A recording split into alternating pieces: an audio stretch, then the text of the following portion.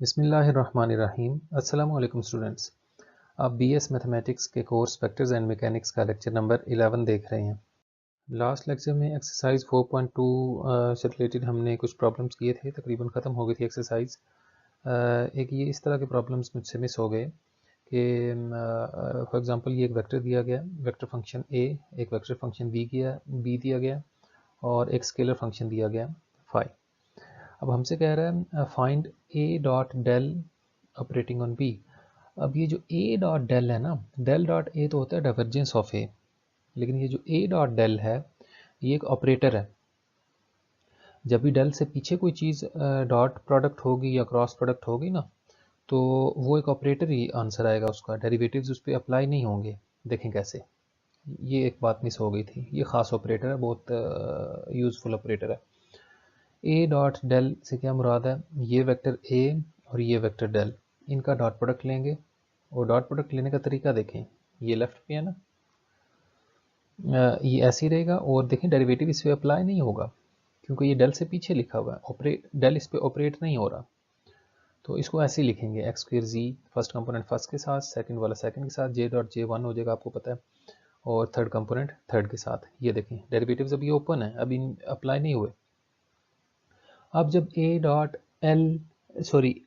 Del जो है ये ऑपरेटर की फॉर्म में आ गया ना, ये एक ऑपरेटर है, ये अब ऑपरेट होगा वेक्टर बी पे। देखें ये ऑपरेटर है, ये ऑपरेट होने लगा वेक्टर बी पे। समझिए जैसे डेरिवेटिव लेना आपने या इंटीग्रल लेना आपने, तो ये जो है ये इसके साथ मल्टीप्लाई हो जाएगा, यानी ये उस पर ऑपरेट हो जाएगा।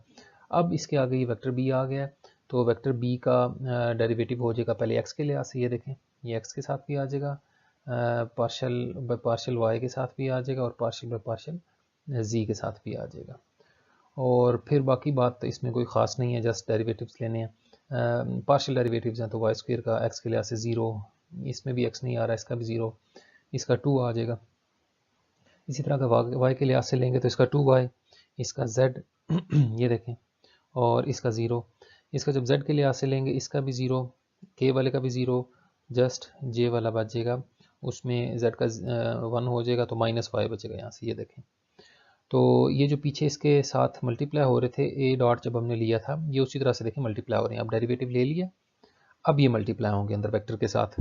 तो आई वाला कंपोनेंट जीरो था, जे वाला कंपोनेंट जीरो था, ये जस्ट के वाले के साथ मल्टीप्लाई हो जाएंगे। इस तरह से इनको अंदर मल्टीप्लाई कर दें और कंपोनेंट वाइज अलग कर लें। देखें आई कंपोनेंट जो था सबसे पहले लिख लिया, और ये तो जो जे वाले थे इनको ऐड करके लिख दिया, और के कंपोनेंट लास्ट में लिख दिया।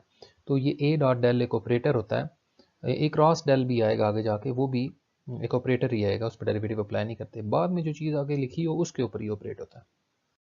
तो ये जो नेक्स्ट इसका क्वेश्चन नंबर 19 का पार्ट 5 है, ये जस्ट मैंने आपको इसलिए डाला है कि इनमें डिफरेंस आपको पता चले। देखिए पिछले पार्ट में था ए डॉट डेल, वो एक ऑपरेटर था, और अब है डेल डॉट ए, ये आम डाइवर्जेंस है वेक्टर ए की। तो डेल डॉट ए आपको पता है कैसे निकालते हैं डाइवर्जेंस, ये डेल की वैल्यू डॉट ये ए की वैल्यू। तो फर्स्ट कंपोनेंट फर्स्ट के साथ, सेकंड सेकंड के साथ, थर्ड थर्ड के साथ डॉट प्रोडक्ट हो जाएगा।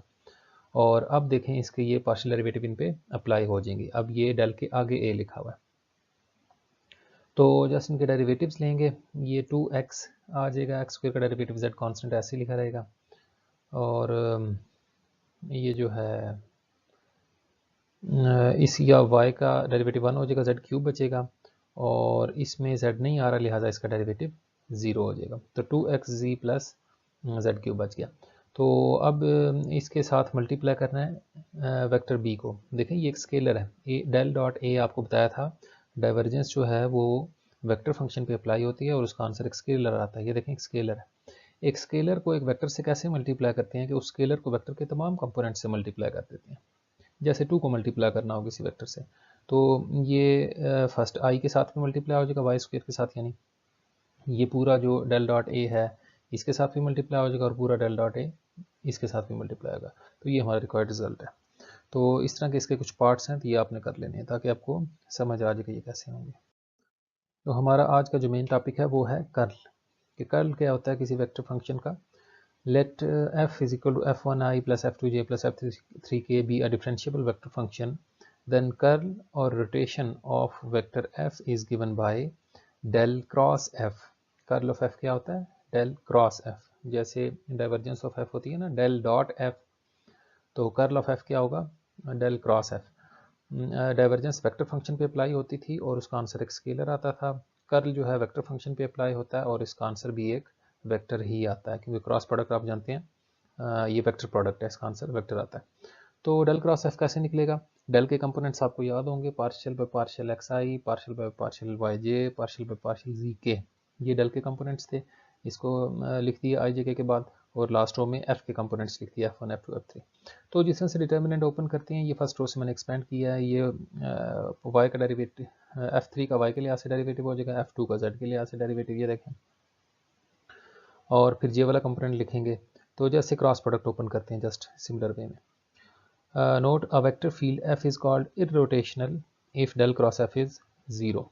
अगर किसी वेक्टर फील्ड यानी वेक्टर पॉइंट फंक्शन का कर्ल 0 आ रहा हो तो उसे कहते हैं कि वो इररोटेशनल है, और जिसकी डाइवर्जेंस 0 थी उसको हम सोलिनॉइडल कहते थे।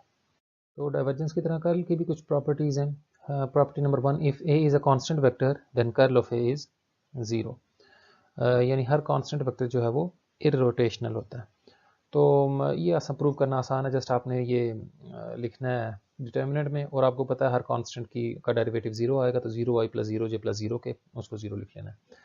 सेकंड प्रॉपर्टी है, if f and g are vector functions then curl of f plus g is equal to curl of f plus curl of g।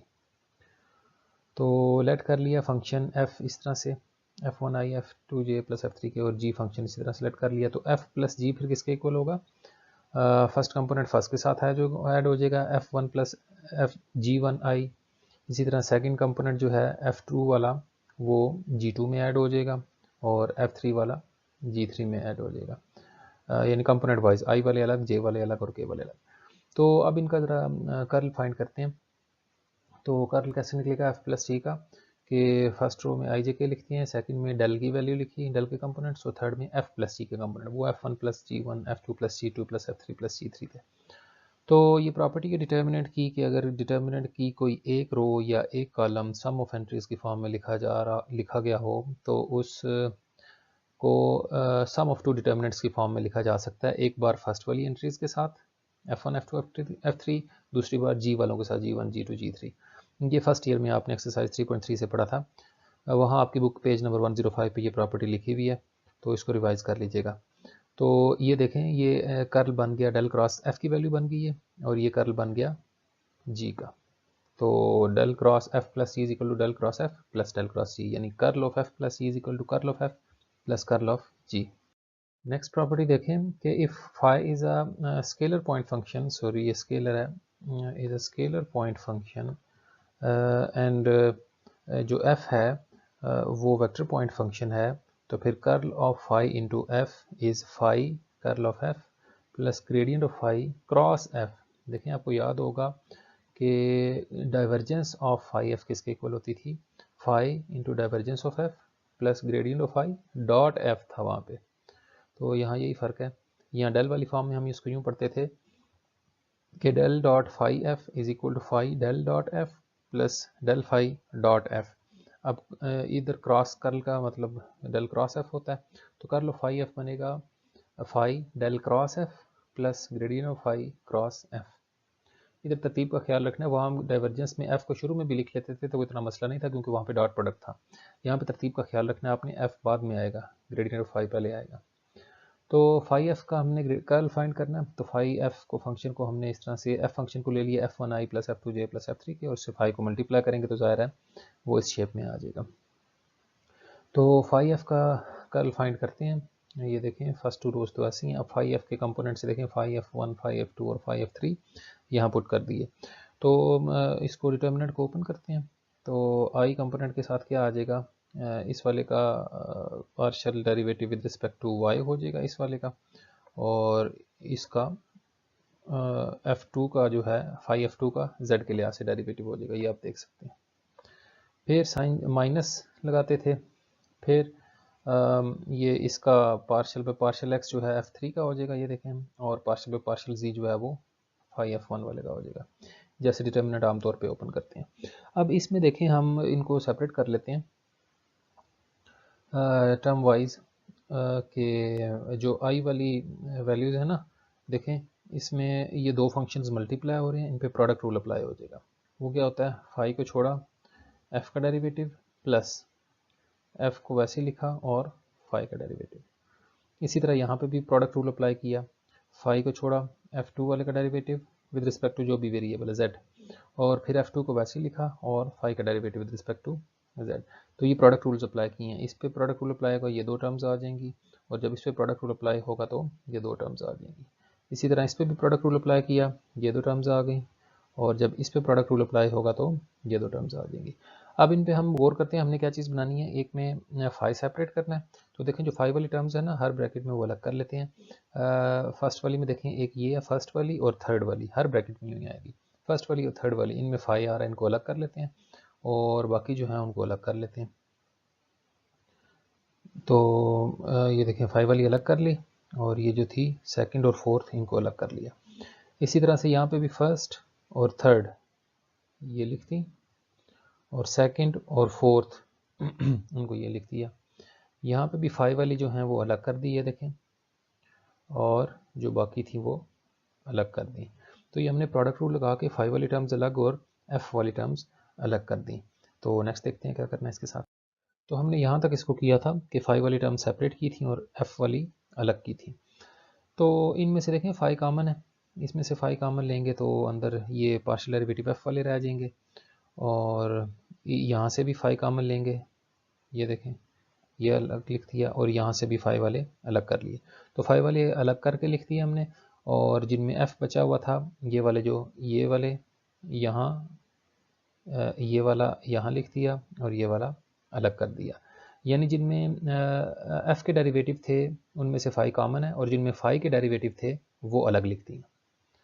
तो इन पर गौर करें ज़रा, इन तीनों में से फाई कॉमन आ सकता है ना। फाई अगर कॉमन लें तो अंदर देखें क्या चीज़ बच रही है, अंदर कर्ल बच रहा है एफ का, यानी डेल क्रॉस एफ। ये देखें ये उसी की डेफिनेशन है। फाई कॉमन लेंगे ना तो f3 का y के लिहाज से माइनस f2 का z के लिहाज से, माइनस फिर f3 का x के लिहाज से f1 का z के लिहाज से, प्लस f2 का x के लिहाज से और f1 का y के लिहाज से k वेक्टर। ये पूरी कर्ल की डेफिनेशन बन रही है, डेल क्रॉस f बन जाएगा। और ये किस किस का क्रॉस प्रोडक्ट बन रहा है, ये डेल फाई और f का क्रॉस प्रोडक्ट बन रहा है ये वाला। तो इसको डेल फाई क्रॉस एफ लिख देंगे, और उनमें से फाई कॉमन लेने के बाद वो डेल और एफ का क्रॉस प्रोडक्ट बन रहा था। तो यही हमारा फार्मूला था कि del cross phi F is equal to phi into del cross F plus del phi cross F. तो ये इसकी कुछ खास प्रॉपर्टीज़ थी, इनको तैयार कर लेना आपने। और लास्ट में ये एक सिंपल सा क्वेश्चन है, क्वेश्चन नंबर 1 है कि कर्ल फाइंड करना है, मुख्तलिफ फैक्टर्स दिए गए हैं। तो उसमें से पार्ट 6 है ये कि v is equal to Y by X I plus Z by Y J plus X by Z के। तो इसका कर्ल फाइंड करना है। डेल क्रॉस v की क्या डेफिनेशन है, आई जे के लिखेंगे फर्स्ट रो में, फिर डेल के कंपोनेंट्स जो हैं ये लिखेंगे, और v जो क्वेश्चन में दिया हुआ है उसकी वैल्यू ये लिख दी, उसके कंपोनेंट्स जो हैं। अब आम जिस तरह से ओपन करते हैं पार्शियल डेरिवेटिव्स को, वही काम करेंगे। y के लिहाज से डेरिवेटिव हो जाएगा x ओवर z का, ये देखें, माइनस z के लिहाज से डेरिवेटिव हो जाएगा z ओवर y का, ये देखें, माइनस फिर x के लिहाज से डेरिवेटिव x ओवर z का, ये देखें, और z के लिहाज से डेरिवेटिव y ओवर x का, ये देखें, z के लिहाज से डेरिवेटिव y ओवर x का, और इसी तरह से k वाला भी खोल लेंगे। तो अब इनके डेरिवेटिव लेते हैं। y के लिहाज से डेरिवेटिव लेना है x ओवर z का, इसमें y नहीं आ रहा, लिहाजा इसका डेरिवेटिव 0। z के लिहाज से डेरिवेटिव लेना है तो 1 ओवर y आ जाएगा, ये लिख दिया। इसका x के लिहाज से डेरिवेटिव लेंगे तो 1 ओवर z, ये लिख दिया। इसमें z आ ही नहीं रहा तो इसका डेरिवेटिव 0, इसमें x नहीं आ रहा, इसका भी डेरिवेटिव 0, और इसमें y का डेरिवेटिव 1 बाई एक्स आ जाएगा, इसका डेरिवेटिव। तो हमारे पास क्या बचा, माइनस का 1 ओवर वाई आई, माइनस का 1 ओवर जी जे, और माइनस का 1 ओवर एक्स के। ये कर्ल निकल आया इस वेक्टर का। तो इस तरह से सिंपल तरीका है इसको कर्ल फाइंड करने का। क्वेश्चन नंबर 1 के पार्ट्स इसको देख के आपने कर लेने हैं।